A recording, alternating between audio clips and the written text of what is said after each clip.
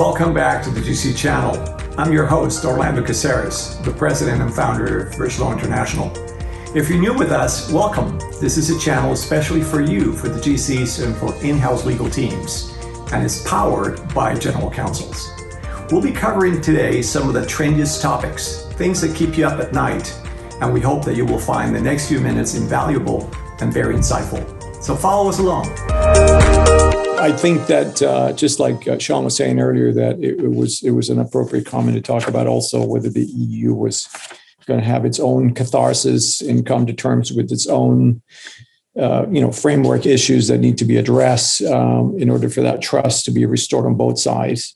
I think maybe I also would be remiss if I don't mention something that has been lingering around in the minds of many of the clients and the attorneys First Law around the world, where, some of the publications that have been put out seem to point out to the fact that it's going to be a patchwork of deals.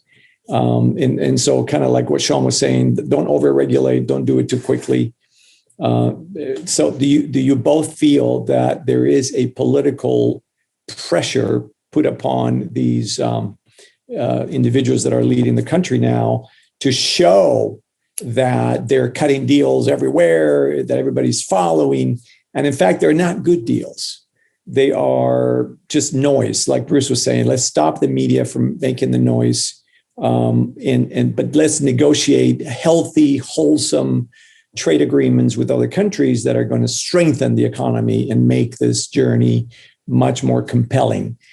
So my last question, both of you, is that happening right now? Is there a propensity to want to enter into deals just to fill the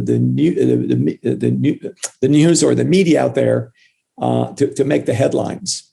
Sean, what do you think? Well, as I said, I've been in Brussels for some time, and I suppose going back to the days of TTIP, the public were not interested in trade deals beforehand, and then all of a sudden across Europe, TTIP became, a conversation with your hairdresser or indeed around dinner, and that's where I will kind of answer your question. There is a lot of emphasis, UK, EU, around the world, to do trade agreements. And trade agreements do bring economic benefits if they are used.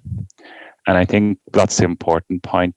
The uptake of companies, particularly small and medium-sized companies, to get the benefits of trade deals is pretty low. I mean, we've seen that in the EU. It'll probably be pretty low in the UK as well. So trade deals are not a silver bullet to the export strategy or an investment strategy of a country or an economic bloc. They are one element of a kind of economic strategy.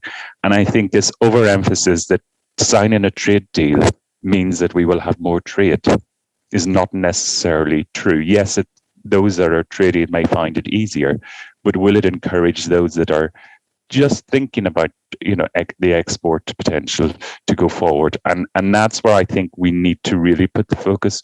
What is hindering companies exporting to different markets or getting into the export fields? And it's not always the lack of an FTA. And if you look at China, China in Germany's figures, there's no FTA, yet the UK favors much less in the trade with China. So you have to start to think. Let's not just think FTAs are that knight in shining armor coming over the hill and will solve the UK's international strategy or export strategy. Well, hello again. We hope that you enjoyed the interview on Brexit. Our next guest is Chad Turner, legal counsel for the Global Fund. I will be going into detail with Chad about how organizations can build a customer service-oriented department and excellent legal teams. If you would like to learn more about creating a high-performance in-house legal team and adopting technology, then tune in to our next GC channel episode.